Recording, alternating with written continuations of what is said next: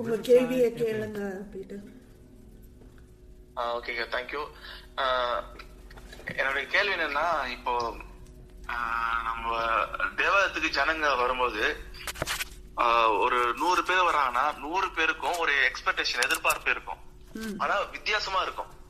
ஒருத்தருக்கும் ஒரு எதிர்பார்ப்பு இருக்கும். ஒருத்தருக்கு வந்து கடன் பிரச்சனையா இருக்கும், ஒருத்தருக்கு வந்து சமாதானம், வீட்டுல சமாதானம் இல்லாம பிரச்சனையா இருக்கும், இன்னொருத்தருக்கு வந்து ஹெல்த் இஷ்யூவா இருக்கும், இன்னொருத்தருக்கு வந்து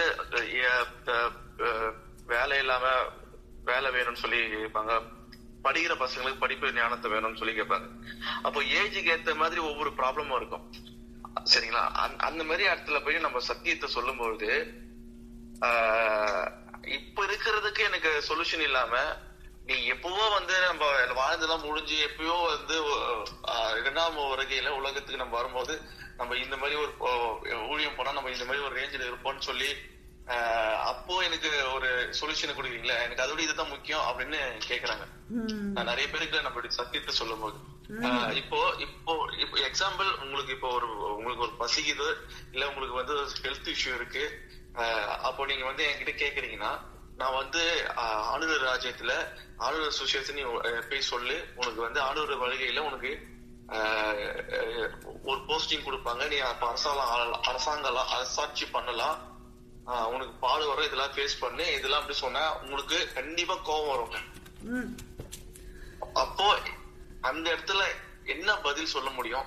அந்த இடத்துல உங்களுக்கு என்ன சொல்யூஷன்? இப்போ இதுக்கு யாக்கோபு 2ஆவது அதிகாரம் எடுப்போம்.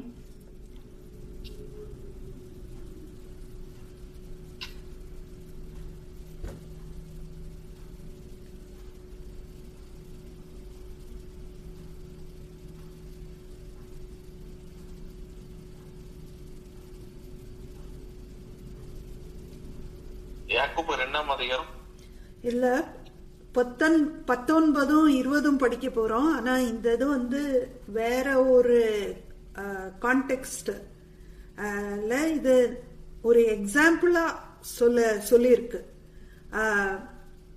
அந்த எக்ஸாம்பிள வச்சு நீங்க சொல்ற கேள்விக்கு இதுதானே சொல்றீங்க அப்படின்னு கொண்டு வர போறேன். பட் அது வசனம் வந்து 2ஆவது அதிகாரத்துல 15, 16 படிங்க. ஒரு சகோதரனாவது சகோதரியாவது வஸ்திரம் இல்லாமலும் அனிதின ஆகாரம் இல்லாமலும் இருக்கும்போது உங்களில் ஒருவன் அவர்களை நோக்கி, நீங்கள் சமாதானத்தோட போங்கள், குளிர் காய்ந்து பசியாருங்கள் என்று சொல்லியும் சரித்திரத்திற்கு வேண்டியவைகளை அவர்களுக்கு கொடாவிட்டால் பிரயோஜனம் என்ன? சரீரத்திற்கு ஒருத்தன் வந்து சாப்பாடு இல்லாம இருக்கான், துணிமணி இல்லாம இருக்கான், நீ சமாதானத்தோட போயிட்டு வாப்பா அப்படின்னு நம்ம அனுப்பிடுறோம். அவனுக்கு சாப்பாடு கொடுக்க மாட்டோம், அவனுக்கு குளிருக்கு ஒரு பிளாங்கெட் கொடுக்காம சமாதானத்தோட போயிட்டு வா அப்படின்னு நம்ம சும்மா அனுப்பிட்டோம்னா என்ன பயன் அப்படின்னு. இது வந்து ஒரு எக்ஸாம்பிளா தான் சொல்லப்படுது. அப்போ கிறிஸ்தவங்க என்ன பார்த்தாங்க, இப்படிதான் ஊழியம் நடக்குதுன்னு மக்கள் வந்து விட்டுட்டு போயிடுறாங்க அப்படின்னு பார்த்தாங்க. சோ என்ன செஞ்சுட்டாங்க, இந்த மாதிரி ஆசீர்வாதத்தை உள்ள கொண்டு வந்துட்டாங்க. சரிங்களா? இந்த மாதிரி ஆசீர்வாதம் கொண்டு வந்துட்டாங்கன்னா உலக பிரகாரமான இதை நீங்க வந்து உபவாசம் பண்ணி ஜபம் பண்ணி ஆலயத்துக்கு வந்து தசம பாகம் கொடுத்தீங்கன்னா உங்களுக்கு இதெல்லாம் கிடைக்கும் அப்படின்னு சொல்லிட்டாங்க. அது மாத்திரம் சொல்லாம அதுக்கு மேல என்ன சொல்லிட்டாங்க, உங்களுக்கு தேவையான பொருள் எல்லாமே கிடைக்கும், சாதாரண கார்ல இருந்து பெரிய கார் இருக்கும், கார்ல இருந்து நீங்க ஏரோப்ளைன்ல போக ஆரம்பிப்பீங்க அப்படின்னு எல்லாம் ப்ராமிஸ் பண்ண ஆரம்பிச்சிட்டாங்க. இப்ப மக்களுக்கு என்னன்னா தேவைகள் இருக்கு அப்படின்னு நம்ம சொன்னோம்னா, சரி முதல்ல என்ன தேவை இருக்குன்னு கேட்போமே. அப்போ இந்த கூட்டத்துக்கு வர்றவங்களுக்கு என்ன தேவை இருக்கு சொல்லுங்க. நீங்க பைபிள் வச்சு கேக்குறீங்களா இல்ல ஜெனரலா இப்போ நடக்கிறத வச்சு கேக்குறீங்களா? யதார்த்தமா இப்போ நடக்கிறத வச்சு கேக்குறேன். இப்ப வந்து ஜனங்க வந்து ஏதாச்சும் நம்மளுக்கு ஏதாவது ஒரு நல்லது நடக்குமா அப்படின்ற மாதிரி மோஸ்ட்லி கடன் பிரச்சனை இருக்கு, அதுக்கப்புறமா ஹெல்த் இஷ்யூ இருக்கு, அதுக்கப்புறமா வந்து எல்லார் வீட்லயும் பிரச்சனை, சண்டை, ஃபேமிலிக்குள்ள சண்டை இருக்கு. சரி, முதல்ல கடன் பிரச்சனைய முதல்ல பாப்போம். கடன் பிரச்சனை ஏன் வருதுன்னு சொல்லுங்க. கடன் பிரச்சனை வந்து கரெக்டான வருமானம் கிடையாது, அப்படி இருந்தாலும் கரெக்டா கொஞ்சம் எக்ஸ்பென்சிவ் வருது. அதுக்கப்புறம் வந்து ஹெல்த் இஷ்யூ வந்துன்னா அவங்களுக்கு மெடிக்கல் பண்ணணும். இல்ல ஹெல்த்துக்கு இப்ப போக வேண்டாம், கடன் பாப்போம். கடன் எப்படி வருது அப்படின்னு பாக்குறோம். அப்படின்னா சம்பளம் ரொம்ப குறைவா இருக்கு. ஓகே, சம்பளம் குறைவா இருக்கு அப்படின்னா கிடைக்கிற சம்பளம் வச்சு என்ன செய்யறாங்க அத பாப்போமே. உங்களுக்கு தெரிஞ்சு கிடைக்கிற சம்பளம் வச்சு என்ன செய்யறாங்க மக்கள்? இடத்துக்கு ஏத்த மாதிரி அவங்களுடைய அன்றாட தேவைக்கு அவங்க வந்து செலவு பண்றாங்க. இப்போ வில்லேஜ்ல பாத்தீங்கன்னா நிறைய காசு தேவைப்படாது. ஒரு வீடு, அவங்களுக்கு தேவையான தேவையான பொருள், ஃப்ரிட்ஜ், டிவி, அது இது, அதுக்கப்புறமா அந்த ட்ரெஸ், நகை, அது அப்படி அவங்களால வாங்க முடியல அப்படின்னா லோன் வாங்கி லோன் வாங்குறாங்க. பேங்க்ல லோன் வாங்கி வட்டிக்கு யாருக்காச்சும் கடன் வாங்குறாங்க. அந்த வட்டி வாங்கும்போது அது அப்படியே கொஞ்சம் கொஞ்சமா அது பெருசாகுது. அப்போ இப்ப பாத்தீங்கன்னா நீங்க ஆக்சுவலா பேசுறது யார பத்தி பேசுறீங்கன்னா மிடில் கிளாஸ்ல, அவங்க வந்து மிடில் கிளாஸ்னா மிடில் கிளாஸ்லயே நிறைய வகைகள் இருக்கு இல்லையா? சில பேருக்கு வந்து கிடைக்கிற சம்பளம் வந்து அந்த மாசத்துக்கு மாத்திரம் தான் பத்தும், ரைட்? அதே இது உடல் சரியில்லாம போயிட்டு ஆஸ்பத்திரி போனாங்கன்னா அந்த ஆஸ்பத்திரிக்கு செலவாயிரும். இப்போ ஒரு மாசத்துல 30 நாட்கள் இருக்கு அப்படின்னா ஒரு நாளைக்கு 100 ரூபாய் செலவாகுது. சாப்பாடுக்கு, ரெண்ட்டுக்கு, துணிமணிக்கு, அடிப்படை செலவு. அப்போ 100 ரூபாய் செலவாகுது. ஆனா ஆஸ்பத்திரிக்கு போயிட்டு சிக்கா விழுந்துட்டாங்கன்னா 100 ரூபாய். ஏன்னா ஒரு ஆஸ்பத்திரிக்கு போனா எவ்வளவு விலை ஆகுது இல்லையா? அதுக்கு அவங்க கடன் வாங்க வேண்டி இருக்கும், ரைட்? சோ அதனால அவங்களுக்கு என்ன ஆயிருது, கடன் தொல்லைக்குள்ள போயிடுறாங்க. அப்போ யார் சம்பளம் தரமாட்டாரா, யார் வந்து பணக்காரங்களோ சம்பளம் தரமாட்டாராங்க. ஆஸ்பத்திரிகள் ரொம்ப காசு புடுங்குறாங்க, எக்ஸ்பென்சிவ். நம்ம கவர்மெண்ட் ஆஸ்பத்திரி போனாலும் அங்க யாருக்கோ காசு கொடுத்தாதான்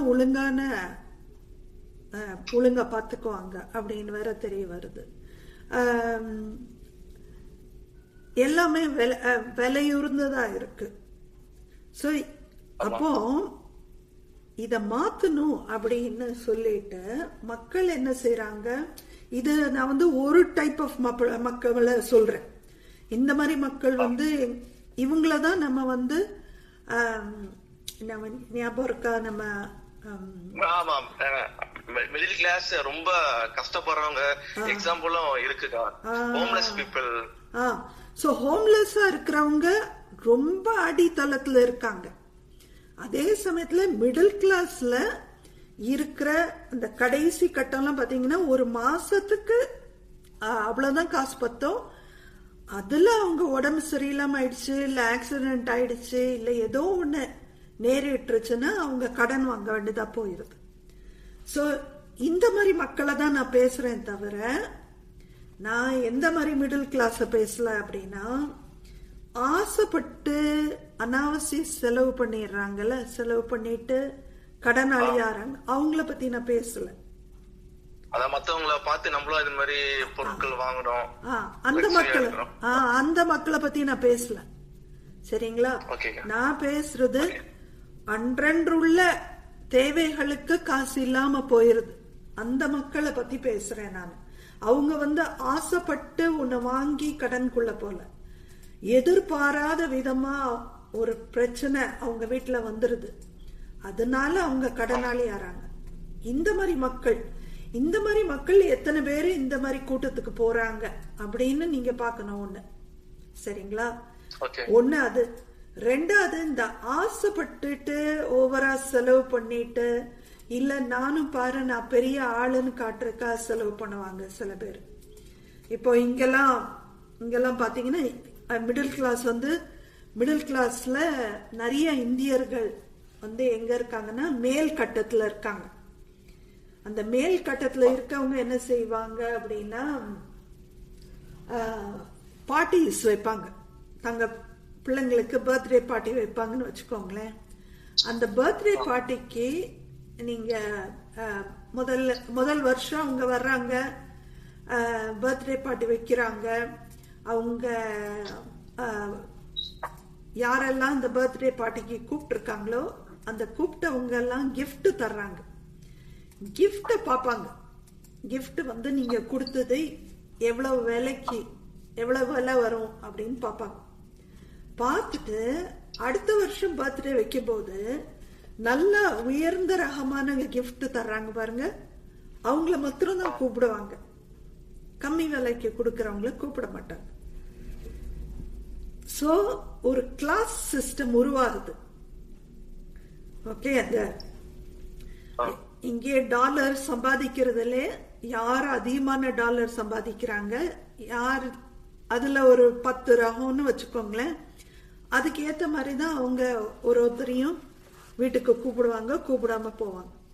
இதுல சில பேர் என்ன செய்யறாங்க, பெரிய பெரிய வீடு வாங்கிடுறாங்க. வீடு வாங்கிட்டு இந்த மாதிரி மார்க்கெட் இப்போ உழுது பாருங்க, இந்த மாதிரி நேரத்துல என்ன ஆயிடுது, அவங்க வீட இழக்கிற நிலைமை வருது, இல்ல நிறைய காசு இழந்து போயிடுறாங்க. அப்புறம் அவங்கள இந்த மாதிரி நடக்குது. இது இங்க இருக்கிற சூழ்நிலை. பட் இந்தியால பாத்தீங்கன்னா கல்யாணம் நடத்துறேன்னு பகிரங்கமா என்ன சொல்றது, கடன் வாங்கி செலவு பண்ணுவாங்க. ஆமா, தேவையில்லை இல்லையா, அவ்வளவு பிரம்மாண்டமா நடத்தணும்னு தேவையில்ல, ஆனா செய்வாங்க. ஊரை கூட்டி கல்யாணம் பண்ணணும்னு நினைக்கிறாங்க, ஆனா சாப்பாடு போட்டாங்கன்னு வைங்க, மக்கள் என்ன சாப்பாடு போட்டாங்க நல்லாவே இல்லைன்னு, அப்புறம் அவங்களுக்கு நல்லா ஒரு சாப்பாடா போடணும்னு கடன் வாங்கி, தகுதிக்கு மேல கடன் வாங்கி செய்வாங்க. வீடு கட்டுவாங்க, அதுக்காக கடன் வாங்குவாங்க. அந்த கடனை தங்களுக்கு மீறி அவங்க அந்த கடன் வாங்குற மாதிரி இருக்கும். துணிமணி எடுப்பாங்க. இப்போ கிறிஸ்துமஸ் பர்த்டேக்குன்னு துணி எடுக்கணும்னு தேவையில்லை, நம்மகிட்ட அதிகமா இருக்கும். ஆனாலும் போன வருஷம் 5000க்கு எடுத்தோம், இந்த வருஷம் 6000க்கு எடுப்போம், இல்ல 10,000க்கு எடுப்போம், அவங்களோட நல்லா போடணும் அப்படின்னு ஒரு போட்டி. சரிங்களா? அதே மாதிரி எல்லாமே இந்த கம்பேர் பண்ணி போட்டி போட்டு கடனுக்குள்ள போய் அந்த ஆளுங்களை பத்தி நான் பேசல. அந்த ஆளுங்களும் உங்களுக்கு தெரியும், மீட்டிங்க்கு ஜெபம் பண்ணுவாங்க, நாங்க ரொம்ப கடன்ல இருக்கோம், ரொம்ப கஷ்டப்படுறோம் அப்படி. சரி, இந்த மாதிரி ஆட்களை பத்தி நான் பேசல. நான் பேசுறது யாருன்னா, வாங்குற சம்பளம் அவங்களுக்கு பத்தாம ஏதோ ஒண்ணு நேரிடுறது, இந்த உலகத்துல இருக்கும் போது ஏதாவது ஒரு பிரச்சனை நேரிடுது, அதனால அவங்க கஷ்டப்படுறாங்க. கஷ்டப்படும் போது என்ன செய்யறாங்க, உடனே நிவர்த்தி வேணும், உடனே அவங்களுக்கு அதுல இருந்து விடுதலை வேணும் அப்படின்னு சொல்லிட்டு தான் நம்ம ஊழியக்காரங்கிட்ட போய் நிக்கிறாங்க. ஊழியக்காரங்க என்ன செய்யறாங்க, ஏமாத்தி உங்களுக்கு நல்லது நடக்கும், நீங்க மனம் திரும்பி இயேசு கிறிஸ்துகிட்ட உங்க இத கொடுங்க, அவர் உங்களை ஆசீர்வதிப்பாரு அப்படின்னு ஏமாத்துறாங்க. இப்போ ஒரு 100 பேர் போறாங்க ஜெபத்துக்குன்னா, யாராவது ஒருத்தர் 2 பேருக்கு குணமாகலாம். ஏன் எல்லாருக்கும் ஆக மாட்டேங்குது? எல்லாருக்கும் கடன் தொல்லை ஏன் போக மாட்டேங்குது? ஏதோ 2-3 பேருக்கு. நான் கொஞ்சம் பாஸ் பண்றேன். மற்ற மதத்துல இருந்தேன், நான் கிறிஸ்டினா கன்வெர்ட் ஆகுறேன். அப்போ எங்க பாஸ்டர் வந்து என்ன சொல்றாரு, அந்த மதத்துல இருந்து நீ கிறிஸ்டினா மாறிட்டா உனக்கு சேஞ்சஸ், இம்ப்ரூவ்மெண்ட் சேஞ்சஸ் இது 2 வரணும்னு சொல்றாரு. அப்போ எனக்கு இம்ப்ரூவ்மெண்ட் சேஞ்சஸ் வராம நான் அப்படியே இருந்தேன்னா, அப்போ நீ வந்து நான் அந்த பழைய மதத்திலே இருந்திருக்கலாமே, கிறிஸ்டினுக்கு நான் எதுக்கு வரணும் அதான் அப்படின்ற ஒரு கேள்வி வருது. புரியுதுங்களாக்கா நான் சொல்றது? எனக்கு புரியுது. ஆனா இது தப்பான உபதேசம். கிறிஸ்துவ அப்ப எனக்கு கேள்வி என்ன வருதுன்னா, நீ கிறிஸ்டினா மாறிட்டோம், நீ இப்படியே இருக்கிறியே, அப்படி இதுக்கு எங்க மதத்துல இருக்கலாமே. கரெக்ட் தான், அவங்க சொல்றது கரெக்ட் தான். ஏன்னா கிறிஸ்தவ மதம் வந்து இன்றைய கால கிறிஸ்தவ மதம் ரொம்ப பொய் சொல்லுது இல்லையா? சில பேர் பணக்காரங்களா ஆறாங்க அவங்க இதுல. ஆனா அதே 1% தான் பணக்காரனா இருக்கான். நம்ம வந்து அந்த அளவுக்கு பணக்காரனாலேயே அப்படின்னு நம்ம மக்கள் நினைக்கிறாங்க. ஓகே, அப்போ இது ஆசை காட்டி மோசம் பண்ற ஒரு கிறிஸ்தவ மதமா ஆயிடுச்சு. இல்ல வசனம் இருக்குக்கா, நான் வசனத்தை வச்சு நான் உங்ககிட்ட கேக்குறேன். சரி, நீங்க ஒரு வசனம் கொடுங்க, ஒரு வசனத்தை கொடுங்க, நம்ம பாப்போம் என்ன வசனம். ஓகே, நம்மளுடைய தேவன் ஐஸ்வர்யத்தின் தேவன் எங்க வச்சு? இல்ல அது எங்க இருக்கு? பைபிள்ல எங்க இருக்கு சொல்லுங்க. நான் பாஸ்ல போடுறேன். இருங்க, வாலாக்காமல் தலையாக்குவாருன்னு நீங்க இல்லையா? ஆமாங்க, அதை எடுக்கலாமா? அது எடுக்கலாம்க்கா. ஓகே, அது என்ன வசனம்னு பார்த்துடலாம். அது உபாகமம் 28வது அதிகாரம் 44வது வசனம். ஒரு நிமிஷம்.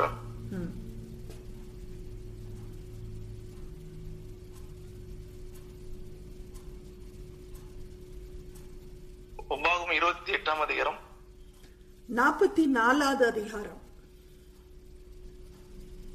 உபாகமம் 34 வரை தான் இருக்கு நினைக்கிறேன். உபாகமம் 28வது அதிகாரம். Okay okay okay okay. அவன்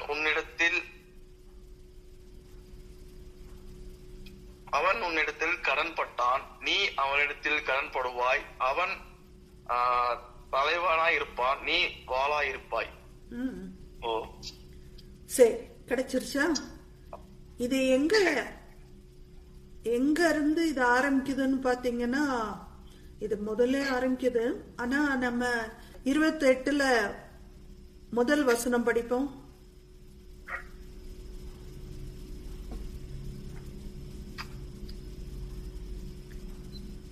இன்று நான் உனக்கு விதிக்கிற உன் தேவனாகிய கர்த்தருடைய கட்டளையின்படியெல்லாம் செய். நீ கவனமாய் இருக்கும்படிக்கு அவர் சத்தத்திற்கு உண்மையாய் செவி கொடுப்பாயானால் உன் தேவனாகிய கர்த்தர் பூமியில் உள்ள சகல ஜாதியிலும் உன்னை மேன்மையாக வைப்பார். சரி, இதுக்கு முந்தி 27வது வசனத்துக்கு வாங்க. 27வது அதிகாரத்துக்கு வந்து முதல் வசனம். பின்பு மோசே இஸ்ரவேலின் மூப்பர் கூட இருக்கையில் ஜனங்களை நோக்கி, நான் இன்று உங்களுக்கு விதிக்கிற கட்டளை எல்லாம் கை கொள்ளுங்கள். யாருக்கு சொல்றாரு இது இந்த கட்டளை? இஸ்ரவேல் மூப்பர் கூட இருக்கையில் ஜனங்களுக்கு, இஸ்ரேல் மக்களுக்கு சொல்றாங்க இல்லையா? ஆமா. அப்போ இது எப்படி நம்ம கிறிஸ்தவ மக்கள் எப்படி இத வந்து தங்களுக்குன்னு எடுத்துக்கிட்டாங்க? இப்ப பைபிள்ல இருக்கிறது எல்லாமே நம்மளுக்குரியது தானக்கா. யார் சொன்னா? பைபிள் நம்ம எதை ஃபாலோ பண்றோம்? பைபிளை தானக்கா ஃபாலோ பண்றோம். பைபிளை ஃபாலோ பண்றோம். ஆனா இதுல வந்து கொடுத்திருக்க அத்தனை கட்டளைகளையும் நீ கீழ்ப்படியணும்னு சொல்லியிருக்கே. நீங்க விருத்த சேதனை பண்ணிருக்கீங்களா? அது இல்லக்கா, இப்போ நம்ம இயேசு கிறிஸ்து நம்ம ஏத்துக்கிறோம் அப்படின்றது பைபிளை பார்த்து தான் நம்ம ஏத்துக்கிறோம்லக்கா. இல்லையே, இங்க அப்படி போடலையே. இங்க மோசே இஸ்ரேல் நாட்டுக்கு பேசுறாரு, கிறிஸ்தவத்துக்கு அப்போ இந்த இல்லையே, கிறிஸ்தவங்களுக்கு சொல்லியே. அப்ப இந்த வசனம் அதிகாரம்லாம் வரலாற்று நம்ம தெரிஞ்சுக்கணும்னு சொல்ல வரீங்களா? இது இஸ்ரேல் நாட்டுக்கு கொடுக்கப்பட்ட கட்டளைகள். அத அவங்க கீழ்ப்படிஞ்சாங்கன்னா அவங்களுக்கு நல்லது நடக்கும் அப்படின்றாங்க. சரியா? அப்ப நம்மளுக்குரிய வசனம் கிடையாதுன்னு சொல்றீங்களா?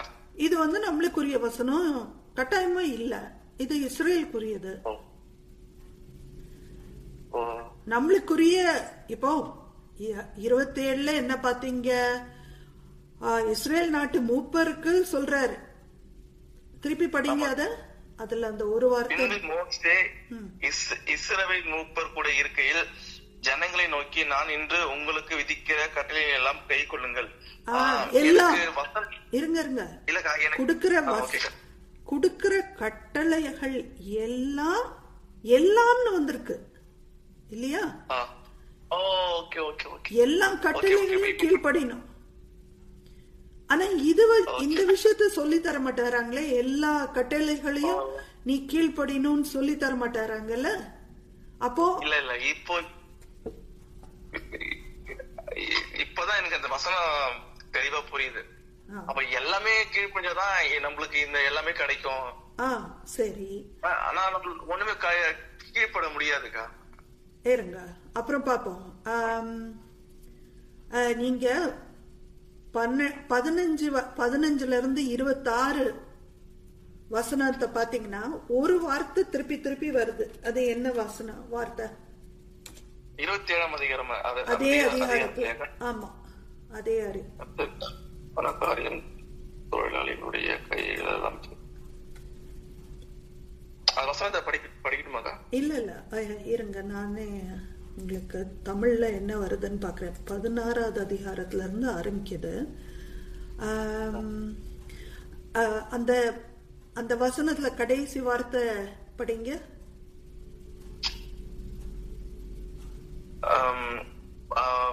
15ஆவது வசனத்தை சொல்றீங்களா? 16. ஆமென் என்று சொல்ல கடவர்கள். இல்ல உபாகமம் 27ஆவது அதிகாரம்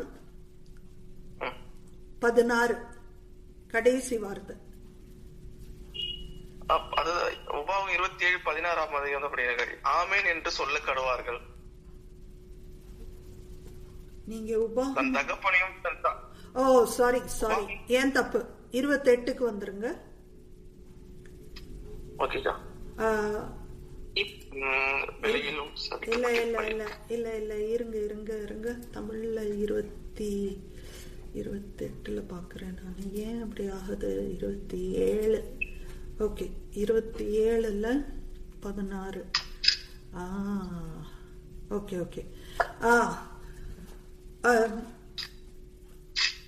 27ல 16 ஃபுல்லாவே படிங்க.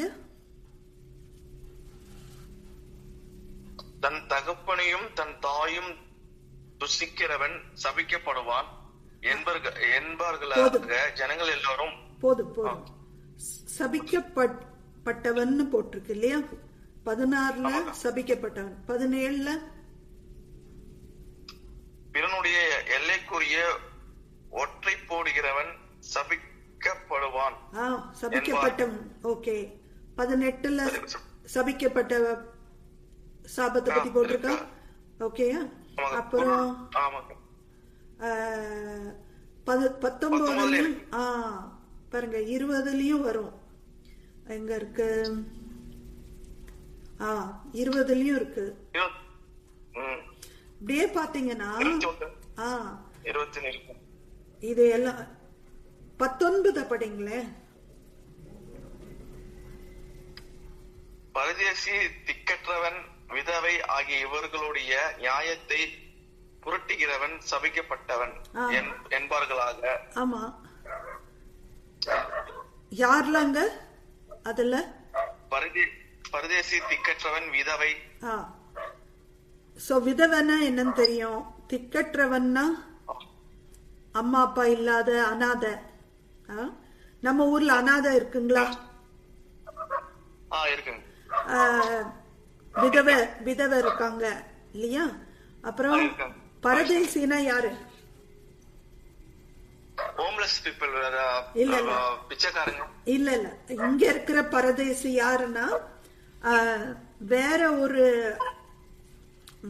ஊர்ல வேலை கிடைக்காம இங்க வந்து வேலை பாக்குறாங்க. நம்ம ஹோட்டல்ல எல்லாம் யார் வந்து வேலை பாக்குறா? நேபாளக்காரன் வந்து வேலை பார்ப்பான், நாகாலாந்துக்காரன் வேலை பார்ப்பான், வேற நாட்டுல இருந்து நார்த் இந்தியன் வருவான் வந்து வேலை பார்ப்பான், கம்மி சம்பளத்துக்கு வேலை பார்ப்பான் இல்லையா? ஓகே. சோ அப்புறம் 25 படிங்க. இல்ல இருக்கட்டும். சோ 20வது வசனத்திலேயே நம்ம 19வது வசனத்திலேயே என்ன பாக்குறோம் அப்படின்னா, நம்ம நிலங்கள் எப்படி இருக்கு, அநியாயம் நடக்குது, அது சாபமாகும் அப்படின்னு போட்டிருக்கு. அப்போ நம்ம நிலங்கள் எல்லாம் நம்ம எல்லாம் எங்க இருக்கிறோம்னா சபிக்கப்பட்ட ஒரு இடத்துல இருக்கோம். ஏன்? நம்ம நடுவுல நிறைய விதவைகள் சாப்பாடு இல்லாம கஷ்டப்படுறாங்க, அனாதைகள் சாப்பாடு இல்லாம அனாதை இல்லத்துல எல்லாம் இருக்காங்க. அனாதை இல்லத்துல பாத்தீங்கன்னா அதை நடத்துறவங்க பணக்காரங்களா இருப்பாங்க, பிள்ளைங்களுக்கு வந்த காசை வந்து தாங்க எடுத்து பெரிய வீடு கட்டிக்கிறாங்க, அந்த பிள்ளைங்களுக்கு கொடுக்க மாட்டேங்கிறாங்க. வெளியே இருந்து வந்த வேலைக்கு வந்தவங்களை நல்ல வேலையை புழிஞ்சு கம்மி இது கொடுக்கறாங்க. இதெல்லாம் இஸ்ரேல் நாட்டுக்கு சொல்லப்பட்டிருக்குங்க. ஓகே. ஒரு சின்ன கேள்வி இருக்கு. நான் வந்து வசனம் இருக்கா எனக்கு தெரியல. ஆனா நிறைய சர்ச்சையில வந்து நான் மெசேஜ் கேட்டிருக்கேன். எங்க பாச சொல்லிருக்காரு, நம்மளும் ஆவிக்குரிய இஸ்ரவேலர்கள் தானக்கா? ஆவிக்குரிய இஸ்ரவேலர்கள்னா ஆவிக்குரிய ஆசீர்வாதங்கள் தானே ஆகும். எப்ப இருந்து வந்து காசு வந்து ஆவியாச்சு? அதாவது அந்த நம்மளுக்கு ஏத்த மாதிரி மாத்தி பேசுறாங்கன்னு சொல்றீங்க. நம்மளுக்கு வந்து ஆசீர்வாதம் வேணா ஆவிக்குரிய இஸ்ரவேலர்கள் நம்ம மாத்திருவாங்க. ஆனா ஆசீர்வாதம் மட்டும் பிராக்டிகலா நம்மளுக்கு பிசிக்கலா வரணும் அப்படின்ற மாதிரி. ஆமா. இப்போ 28வது வசனத்துல திருப்பி முதல் வசனத்தை படிங்க. இன்று நான் உனக்கு விதிக்கிற உன் தேவனாகிய கர்த்தருடைய கட்டளையின்படியெல்லாம் செய், நீ கவனமாய் இருக்கும்படிக்கு அவர் சத்தத்திற்கு உண்மையாய் செவி கொடுப்பாயானால் உன் தேவனாகிய கர்த்தர் பூமியில் உள்ள சகல ஜாதிகளும் உன்னை மேன்மையாக வைப்பார். சகல கமாண்ட்மெண்ட்ஸையும் நீ ஒபே பண்ணணும்னு இருக்கு. அப்போ உன்னைய வந்து மேல ஆக்குவேன். இது யாருக்கு சொல்றாரு அவரு? இப்போ இத நான் கொஞ்சம் எபிரேய மொழி பைபிள்ல கொஞ்சம் பார்த்துட்டு ஒரு இது நான் பார்க்க வேண்டியிருக்கு. ஒரு நிமிஷம் ரெக்கார்டிங் கொஞ்சம் பாஸ் பண்றேன். 28:1 நீ கடவுளுக்கு கீழ்ப்படிஞ்சு இது எல்லாத்தையும் செஞ்சீன்னா என்ன செய்வேன்றாரு? ஆசீர்வாதம் என்ன கொடுக்கிறாரு அவரு?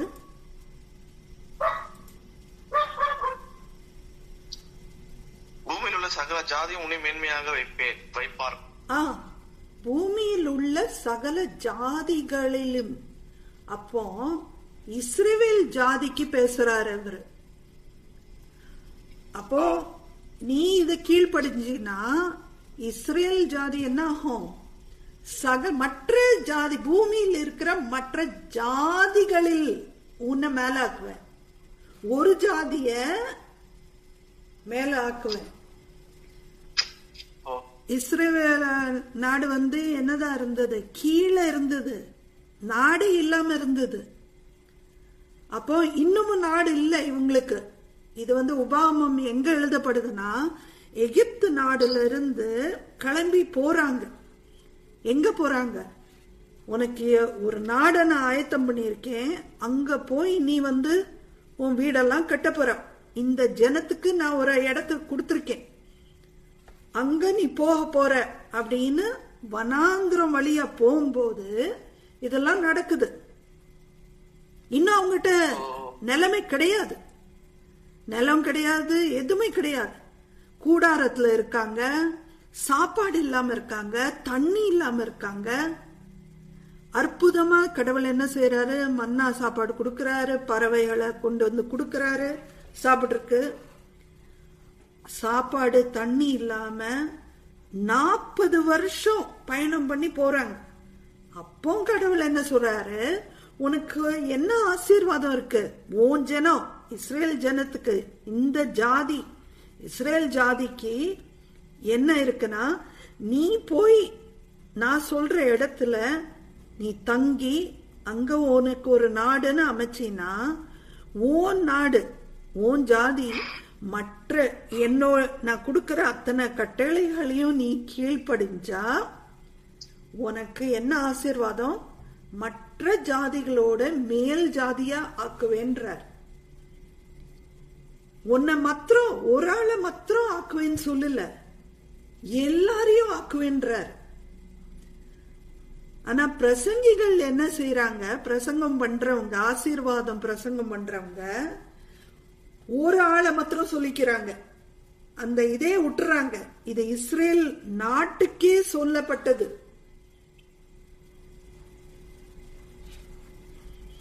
பாத்தீங்கல்ல, தேவனாய கர்த்தர் பூமியில் உள்ள சகல ஜாதிகளிலும் உன்னை மேன்மையாக வைப்பார்.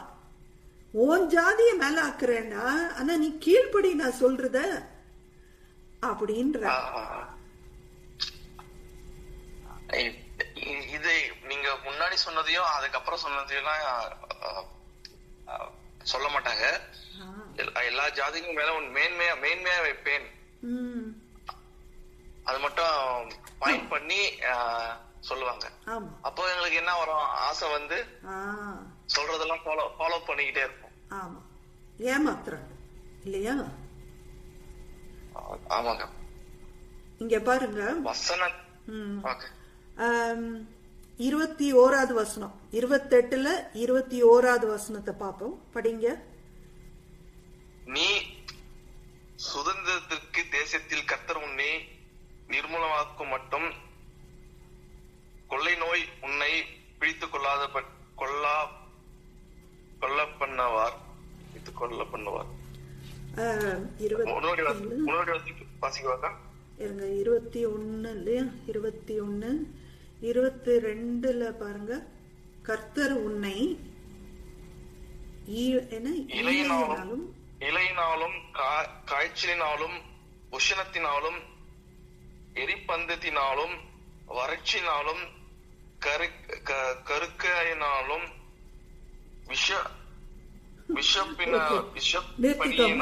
நிறுத்திக்கோங்க. எல்லாம் பயங்கரமா இருக்கு. நீ கீழ்ப்படியில இதெல்லாம் வரும். ஆனா அதுல ஒரு வார்த்தை என்ன போட்டிருக்கு? வறட்சினாலும். ஏங்க, ஒரு ஆளுக்கு அங்க வறட்சி வரும். வறட்சி வந்தா அந்த நாடு முழுக்க வருமா இல்லையா? அந்த இடத்துக்கே வருமா இல்லையா? ஒரு தண்ணி பஞ்சம்னு சொல்றோம் இல்லையா? தண்ணி பஞ்சம். தண்ணி பஞ்சம்னா தமிழ்நாட்டுக்கே தண்ணி பஞ்சமா இருக்கலாம், சென்னை முழுக்க தண்ணி பஞ்சமா இருக்கலாம். இதுலயே 22லே பஞ்சம்னு போட்டிருக்கா தமிழ்ல. 22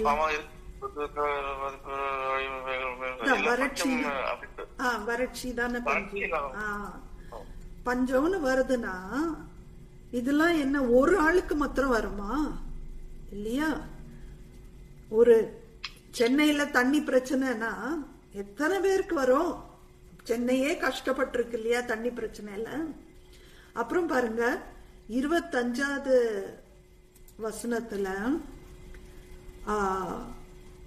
கடைசி 2 வார்த்தைகள், எல்லா ராஜ்யங்களும் சிதறுண்டு போவாய். யாருக்கு முன்னாடி? நீ பூமியில் உள்ள எல்லா ராஜ்யங்களையும் சிறந்து போவாய் அப்படின்னு இருக்கு.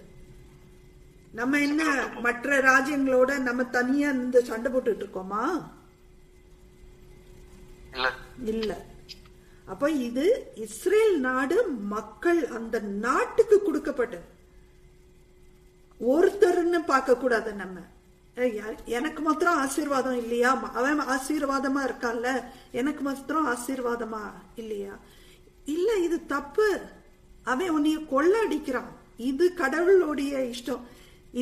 இதுதான் என்னது, யாவே தேவன், கிறிஸ்துவோடைய அப்பா. இந்த தேவனை நம்ம பின்பற்றணும் அப்படின்னா இந்திய நாடு முழுக்க என்ன செய்யணும்? கீழ்ப்படியணும். என்ன கீழ்ப்படியணும்? அவர் என்னெல்லாம் கட்டளைகள் கொடுத்தாரோ அப்படி கீழ்ப்படிஞ்சா இந்த ஆசீர்வாதங்கள் வந்து சேரும் அப்படின்னு இஸ்ரேல் நாட்டுக்கு சொல்றார். ஒரு ஆளுக்கு சொல்லல. போதகர்கள் என்ன செஞ்சிட்டாங்க? ஒரு ஆளுக்கு சொன்ன மாதிரியே எடுத்துக்கிட்டாங்க. ஆமா, அதனால்தான் இவ்வளவு குழப்பம். கடைப்பிடிக்கிறது கஷ்டம் இந்த காலத்துல. உலகம் இப்ப இந்திய நாட்டுக்காரன் என்ன சொல்லுவான்? ஏன் அமெரிக்கால இருக்கிற பணம் வசதி இருக்குல்ல, நானும் அந்த மாதிரி வாழ்றதானே ஆசைப்படுறேன், என்ன தப்புன்னு கேக்குறான் இல்லையா? கேக்குறதுல தப்பே கிடையாது. ஏழையா இருக்கவே நான் பணக்கார மாதிரி வாழ்றதுல என்ன தப்புன்னு கேக்குறான். தப்பு கிடையாது. அது அப்புறமா என்ன சொல்லுவாங்கன்னா, கிறிஸ்டியன்ஸ் ஃபாலோ பண்றதுனாலதான் அவங்க வந்து எவ்வளவு ரிச்சா இருக்காங்க. யாரு ரிச்சா இருக்கா பாருங்க. கிறிஸ்தவ சமுதாயத்துல பாத்தீங்கன்னா எத்தனை பேர் பணக்காரங்களா இருக்காங்க, எத்தனை பேர் ஏழைகளா இருக்காங்க. அவங்க என்ன செய்யறாங்க? சாட்சிக்கு ஒரு 10 பேரை ஸ்டேஜ்ல ஏத்த விட்டுறாங்க. ஆனா அந்த 10 பேரும் என்ன கோடீஸ்வரர்களா இருக்காங்களா? ஒருத்தர் எப்படி வாழ்றாங்க நீங்க செக் பண்ணி பாருங்களேன். எத்தனை பேருக்கு எனக்கு சந்தேகம் இருக்கு. ஒரு சந்தேகம் என்னன்னா, அப்படி பார்த்தா உலகத்துல கிறிஸ்டியன்ஸ் மட்டும் தான் பணக்காரனா இருக்கணும். ஆனா இந்துஸும் நிறைய பணக்காரர் இருக்காங்க, முஸ்லிம்ஸும் நிறைய பணக்காரர்கள் இருக்காங்க, மத நம்பிக்கை இல்லாதவங்களும் பணக்காரர் இருக்காங்க. எனக்கு அந்த சந்தேகம் இருந்ததுக்கா. கரெக்ட். நான் தான் இந்தியால இருக்கும் போது இதெல்லாம் படிக்கிறதுக்கு முன்னாடி கேட்பேன், அப்போ ரஜினிகாந்த் வந்து நல்ல கிறிஸ்தவனோ அப்படின்னு கேட்பேன். ஏன்னா அவரு கோடீஸ்வரன் இல்லையா? அவர் நல்ல மனிதனா இருக்கலாம், நல்ல மனிதனா இருக்கலாம். ஆனா அவர் கோடீஸ்வரரா இருந்தாருன்னா அதுக்கு அர்த்தம் அவர் வந்து கிறிஸ்தவர் அவரு இல்லையே. இந்த இந்த இப்போ இருக்கிற உலகம் எப்படி இருக்கு அப்படின்னா, சில பேர் ரொம்ப பணக்காரங்களா இருப்பாங்க, சில பேர் நடு வர்க்கத்துல இருப்பாங்க, நிறைய பேர் எப்படி இருக்காங்க, மாத சம்பளம் அந்த இது ஏதாவது ஒண்ணு ஆயிடுச்சு, தப்பு கணக்கு ஆயிடுச்சுன்னா அவங்களுக்கு சாப்பாடு கூட இல்லாம ஆகலாம், கடன் வாங்குற மாதிரி நிலைமையில போலாம். அதுக்கு மேல இருக்கிறவங்க இந்த ஹோம்லெஸ்ஸா இருப்பாங்க, வீடு இல்லாம வெளியில இருப்பாங்க. பழைய ஏற்பாடுல இருந்து வசனங்கள் எடுத்தா உடனே நம்ம என்ன பார்க்கணும்? இது யாருக்கு சொல்லியிருக்காங்க? வரலாறு இஸ்ரேலுக்கு சொல்லியிருக்காங்க. இத நம்ம எப்படி ராஜ்யத்துக்கு யோசிக்கலாம்னா, பூமியே தேவனுடைய ராஜ்யமா இருக்க போது இந்த ஆசீர்வாதங்கள் எல்லாருக்கும் உண்டு. இப்போ இருக்கிற சிஸ்டம்ல, இப்போ இருக்கிற மனிதனுடைய ஆட்சியில சில மனிதர்கள் நல்லா இருக்காங்க, நிறைய பேரு கஷ்டத்துல இருக்காங்க. அப்போ நீ கிறிஸ்தவ ஆனதுனாலதான் இந்த பிரச்சனைன்னு சொன்னாங்கன்னா நம்ம கேட்க வேண்டிய கேள்வி, எந்த மாதிரி கிறிஸ்தவம் பேசுறாங்க இவங்க? பணக்கார கிறிஸ்துவா இல்ல சிலுவையில அறைந்த கிறிஸ்துவா அப்படின்னு நம்ம கேட்கணும். இந்த ஒரு இத பார்க்கலாம். ஒண்ணு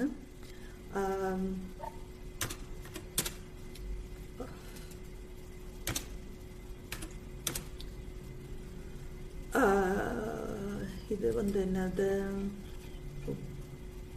ஒரு நிமிஷம், யாத்ரா அது தமிழ்ல எப்படி சொல்றது? அதுல 32வது வசனம் எடுங்க.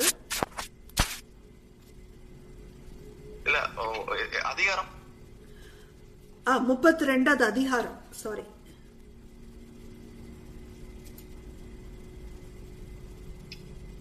வசனம் முதல் வசனத்துல இருந்து முதல் வசனத்தை படிங்க. மோசே மலையிலிருந்து இறங்கி வர தாமதமா இருக்கிறதை ஜனங்கள் கண்டபோது அவர்கள் ஆரோனிடத்தில் கூட்டம் கூடி அவனை நோக்கி, எகிப்து தேசத்தில் இருந்து எங்களை அழைத்து கொண்டு வந்து அந்த மோசேக்கு என்ன சம்பவித்ததோ அறியோம். ஆதலால் நீர் எழுந்து எங்களுக்கு முன் செல், தெய்வங்களை எங்களுக்காக உண்டு பண்ணும் என்றார்கள். என்ன கேள்வி கேக்குறாங்க பாத்தீங்களா? எங்களை மோசே எகிப்துல இருந்து கூட்டிட்டு வந்துட்டாரு, இப்பமா அவரு சீனாய் மலைக்கு மேல போயிட்டாரு, அவருக்கு என்ன ஆச்சோ ஏதாச்சோன்னு தெரியல. அதனால நீ என்ன செய்ய, ஆரோன சொல்றாரு, நீ என்ன செய்ய, எங்களுக்கு ஒரு கடவுளை உண்டு பண்ணு, ஒரு கடவுளை உண்டு பண்ணுன்றாங்க. கடவுளை நம்ம உண்டு பண்ண முடியுமா? ஆனா இன்றைய காலத்து ஆசீர்வாத போதகர்கள் என்ன செய்யறாங்க, மக்கள் வந்து கேக்குறாங்க, எனக்கு பிரச்சனையா இருக்கு, என்னைய காப்பாத்துங்க அப்படின்னு இந்த போதகர்கள் ஒரு கடவுளை உண்டு பண்றாங்க. அந்த கடவுளை பத்தி படிப்போமே. அப்போ 2வது வசனத்தை படிங்க. அதற்கு ஆரோன், உங்கள் மனைவிகள் குமாரர் குமாரத்திகளுடைய காதுகளில் இருக்கிற பொண்ணுகளையும் கழற்றி என்னிடத்தில் கொண்டு வாருங்கள் என்றார். இன்றைய போதகர்கள் என்ன கொண்டு வர சொல்றாங்க? காணிக்க. பாத்தீங்களா? உண்டியில வந்து இல்ல, இங்க எப்படின்னா நகை போறதே சாபுன்னு சொல்லி உண்டியில போட சொல்றாங்க. ஒரு சர்ச்சுக்கு மாறும். ஆமா. சோ நகை காசு எல்லாத்தையும் போடு. 4வது வசனத்தை பாருங்க.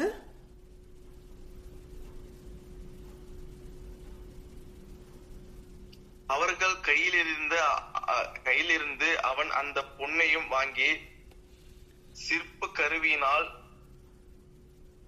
கருப்பிடித்து ஒரு கன்றுக்குட்டியை வார்ப்பித்தான். அப்பொழுது அவர்கள் அந்த கன்றுக்குட்டிய உருவாக்குறாங்க. எதனால செய்யப்பட்டது?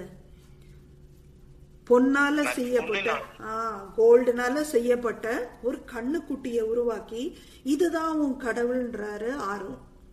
அதுதான் செஞ்சுட்டாங்க நம்ம போதகர்கள். கிறிஸ்துவ என்ன செஞ்சுட்டாங்க? கிறிஸ்துவா இருக்க விடல, அவரை வந்து பொண்ணு கோல்டு கிடைக்கிற ஒரு கிறிஸ்துவா மாத்திட்டாங்க. ஆசீர்வாதத்தின் கடவுளா மாத்திட்டாங்க. எனக்கும் ஒரு சின்ன டவுட் இருந்ததுக்கா. நம்ம இல்ல முன்னாடி இருக்கிற அந்த டவுட்ஸ் வச்சு சொல்றேன். நம்ம வந்து வறுமையில இருக்கும்போது நம்மளுக்கு காசு வேணும், நம்ம நல்லா இருக்கும் அப்படின்னு சொல்லிட்டு சர்ச்சைக்கு போவோம். ஆனா நம்ம கிட்டே அவங்க வந்து காணிக்கை கேக்குறாங்களே. அது அப்போ இப்ப என்ன ஆகுது? 20வது வசனத்தை படிங்க. மோசே என்ன செய்யறாருன்னு. அவர்கள் உண்டு பண்ணின கன்றுக்குட்டியை எடுத்து அக்னியில் சுட்டெரித்து அதை பொடியாக அரைத்து தண்ணீரின் மேல் தூவி அதை இஸ்ரவேல் குடிக்கும்படி செய்தான். வந்ததே கோபம் மோசேக்கு. சோ 26வது வசனம் படிங்க.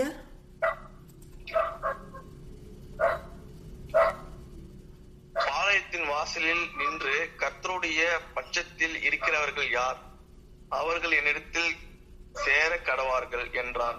அப்பொழுது லேவியன் புத்திரர் எல்லோரும் அவனிடத்தில் கூடி வந்தார்கள். சோ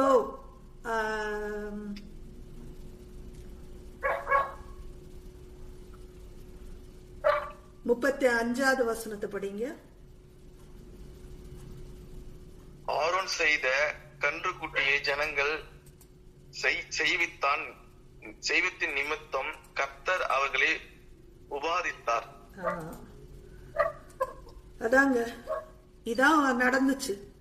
அப்போ இன்றைய போதகர்கள் நம்ம இயேசு கிறிஸ்துவ ஒரு பொன்னால செய்யப்பட்ட கண்ணுக்குட்டியா ஆக்கிட்டாங்க. அதான் திருப்பி நம்ம மாத்திட்டாங்கன்னு சொல்ல வரீங்க. ஆமா, இப்ப மத்தேயு 6வது அதிகாரத்துல திருப்பி வருவோம். அதுல 24 படிங்க. 2 எஜமானர்களுக்கு ஊழியம் செய்ய ஒருவனாலும் கூடாது. ஒருவனை பகைத்து மற்றவனை சிநேகிப்பான், அல்லது ஒருவனை பற்றி கொண்டு மற்றவனை அசட்டை பண்ணுவான். தேவனுக்கும் உலக பொருளுக்கும் ஊழியம் செய்ய உங்களால் கூடாது. அவ்வளவுதான். உலக பொருளுக்காக ஊழியம் செய்ய முடியாது.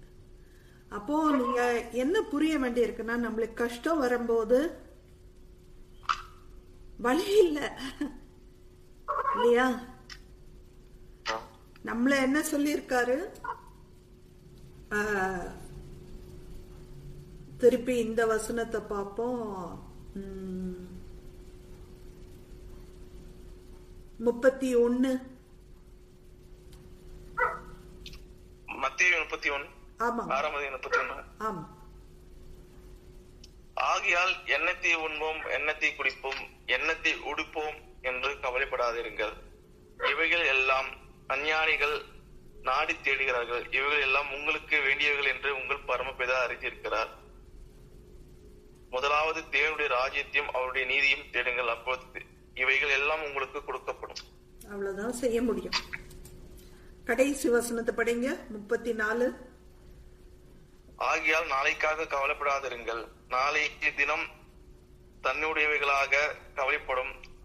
அந்த நாளுக்கு அதனதின் பாடு போதும்.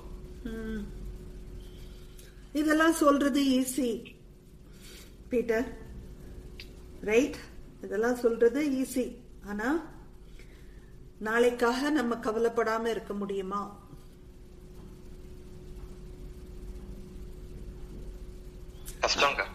கஷ்டம். அப்போ இந்த கடவுளை பின்பற்றுறது, இந்த இயேசு கிறிஸ்து உடைய அப்பா யாவைய பின்பற்றுறதோ இல்ல இயேசுவை பின்பற்றுறதோ ஈஸி இல்லை. ஏன்னா இந்த உலகத்தின் பிரகாரம், நம்ம ரோமர் 12வது அதிகாரத்துக்கு வாங்க.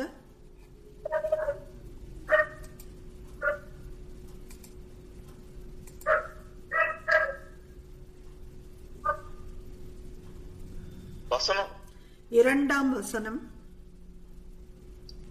நீங்கள் இந்த பிரபஞ்சத்திற்கு ஒத்த விஷயம் தெரியாமல் தேவனுடைய நன்மை பிரியமும் பரிபூர்ணமான சித்தம் என்னதென்று பகுத்தறியத்தக்கதாக உங்கள் மனம் புதிதாய் இருக்கிறதுனாலே மறுரூபமாகுங்கள்.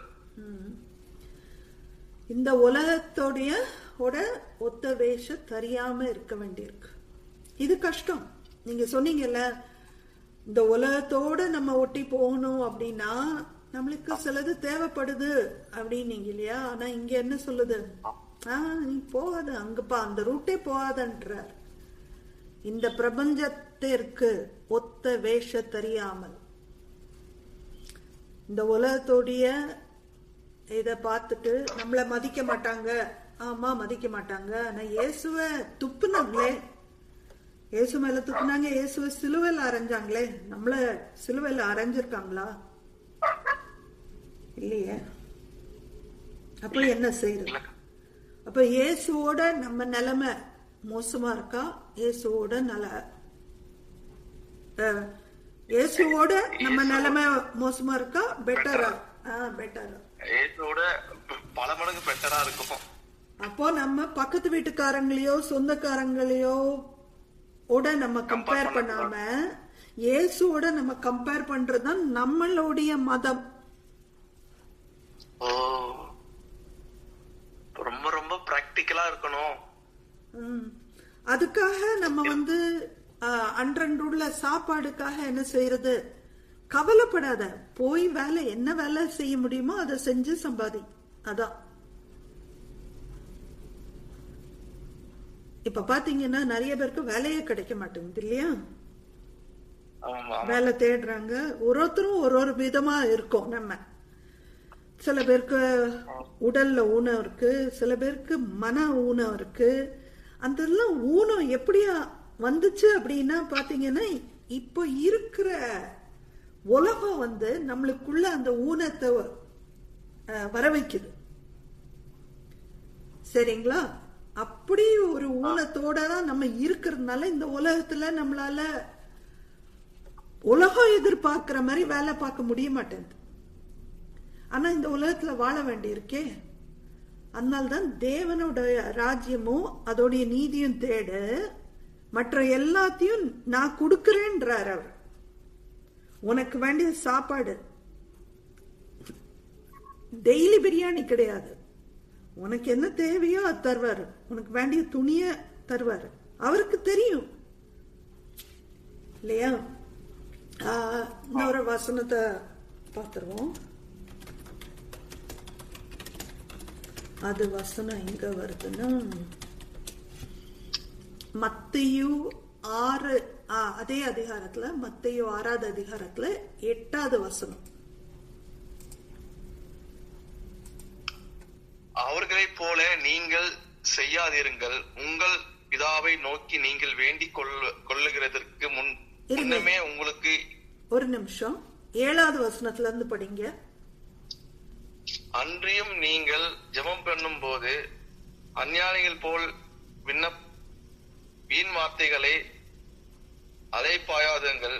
அவர்கள் அதிக வசனத்தினால் தங்கள் ஜெப கேட்கப்படும் என்று நினைக்கிறார்கள்.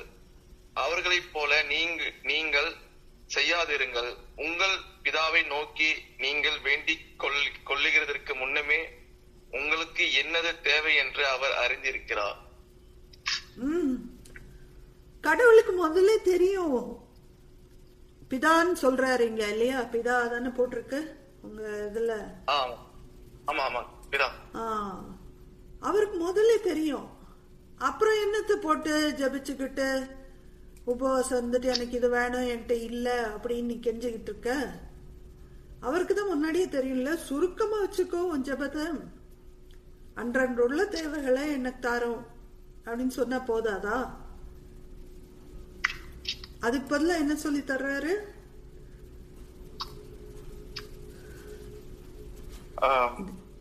எதை தேடி போகணுமா?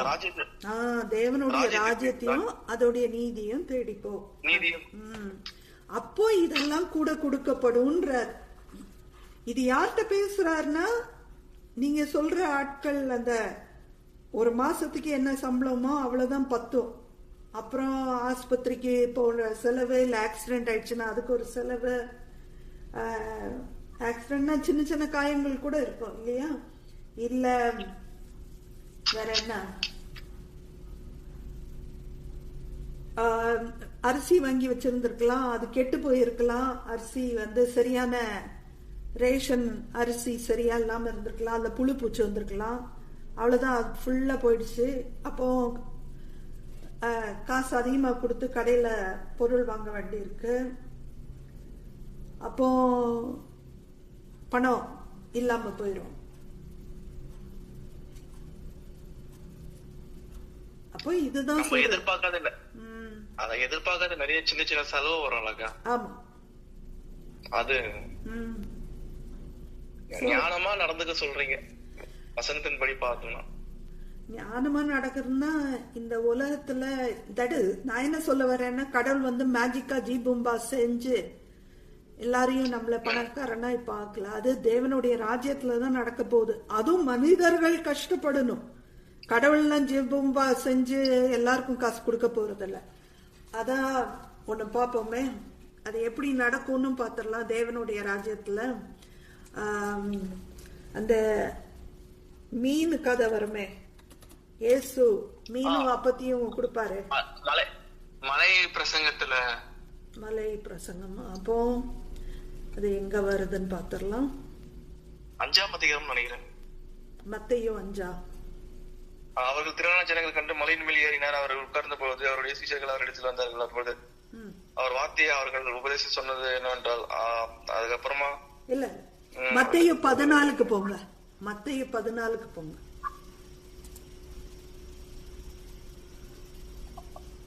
மத்தேயு 14 15வது வசனம் படிங்க.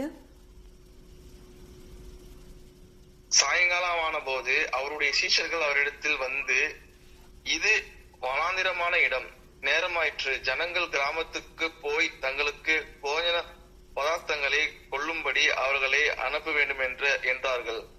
இயேசு அவர்களை நோக்கி, அவர்கள் போக வேண்டியதில்லை, நீங்களோ அவர்களுக்கு போஜனம் கொடுங்கள் என்றார். அதற்கு அவர்கள், இங்கே எங்களிடத்தில் 5 அப்பம் 2 மீன்கள் மேல் வேறொன்றும் இல்லை என்றார்கள். அவ்வளவுதான், நிறுத்துங்க. நிறுத்துங்க. ஓகே. சோ என்னாச்சு? அந்த நம்மளுக்கு அந்த கதை தெரியும் இல்லையா? 5 அப்பமும் 2 மீன். இயேசு கிறிஸ்து என்ன செய்யறாரு? என்ன செய்ய சொல்றாரு அவங்கள?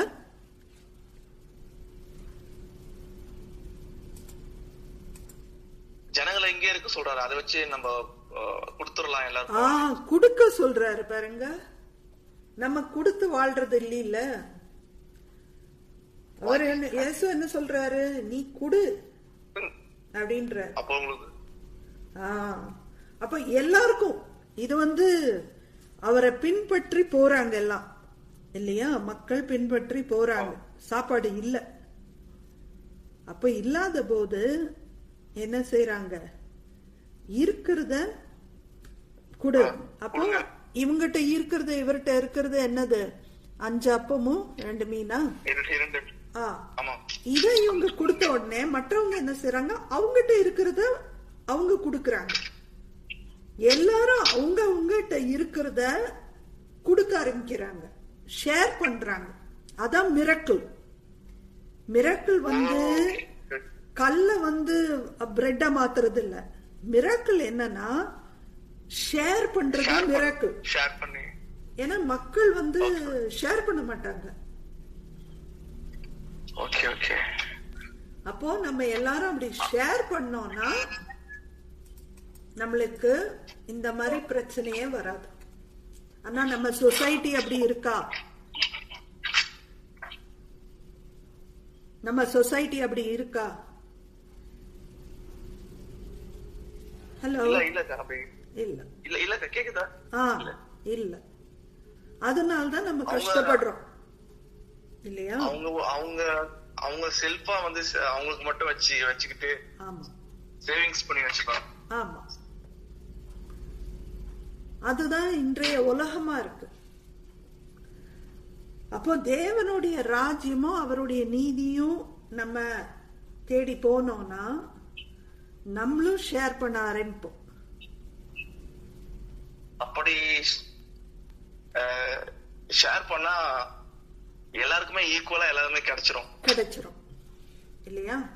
அப்போ நம்ம எனக்கு வேணும்னு சொல்லி கேக்குறதுக்கு பதிலா இவர் என்ன சொல்றாரு?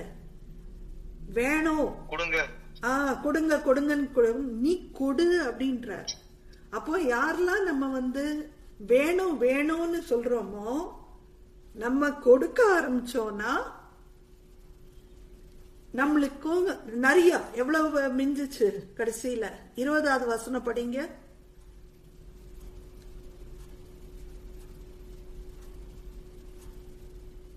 எல்லோரும் சாப்பிட்டு திருப்தியா அடைந்தார்கள். மீதியான துணிகளை 12 கூடை நிறைய எடுத்தார்கள். 5000 பேரு, 5000 ஆண்கள் இருந்தாங்களாம். புருஷன் மட்டும் 5000. அதுக்கு மேல பெண்கள், குழந்தைங்க அத்தனை பேரும் சாப்பிட்டு எல்லாம். எப்படி இந்த கதை சொல்லப்படும்னா என்னமோ அந்த 5 அப்பம் 5000 அப்பத்துக்கு மாறின மாதிரியோ இல்ல 10,000 அப்பத்து ஆன மாதிரி கதை சொல்லுவாங்க. கிடையாது. ஒன்ட்ட இருக்கிறது இத்தனோண்டு தானா? குடுத்தீனா அது இல்ல. அப்படின்னா நீங்க மக்களுக்கு கொடுக்க சொல்றீங்க. அது சர்ச்சில் அப்படின்னா சர்ச்சுக்கு கொடுக்க சொல்லுவாங்க. சர்ச்சுக்கு கொடுக்க சொல்லுவாங்க. காணிக்கை கொடுக்க சொல்றோம். அப்போ அந்த காணிக்கை மக்கள் கொண்டு வர்றாங்க அப்படின்னா ஒழுங்கான பாதிரியா இருந்தா இயேசு கிறிஸ்து மாதிரி ஜெபம் பண்ணிட்டு யாருக்கு இல்லையோ கொடுத்துருப்பாரு இல்லையே. எனக்கு பெரிய பங்கு அதுல வேணும், அதுக்கு மேல சர்ச்சுக்கு கட்டடத்துக்கு வேணும்வாங்க. அந்த கட்டடத்துக்கு செலவு பண்றதுக்கு பதிலா உயிருள்ள இருக்கிற ஏழை ஜனங்கள் அவங்களுக்கு ஒரு வீடு வேணும்னு யோசிக்க மாட்டாங்க. கடவுளுக்கு ஒரு வீடு வேணுமா, ஜனங்களுக்கு வீடு பத்தி யோசிக்க மாட்டாங்க.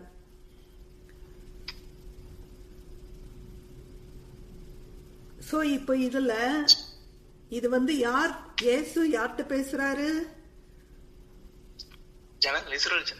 என்ன மாதிரி மக்கள்கிட்ட பேசுறாரு? ரொம்ப ஏழ்மையான நார்மலான மக்கள். ஆமா, அதே மக்களை பத்தி தான் நம்ம இன்னைக்கு பேச ஆரம்பிச்சோம் இல்லையா? அப்போ இதுதான் இயேசு செய்ய சொல்றாரு.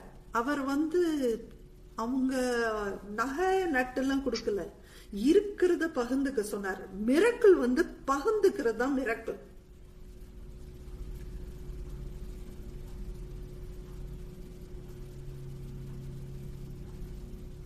அப்படி பகிர்ந்துகிட்டா கம்பேரிசன் சில விஷயங்கள் பண்ண வேண்டிய அவசியம் இல்லாம போயிடும். இப்போ என்னன்னா இப்போ இன்னொரு எனக்கு ஒரு போன் கால் வருது.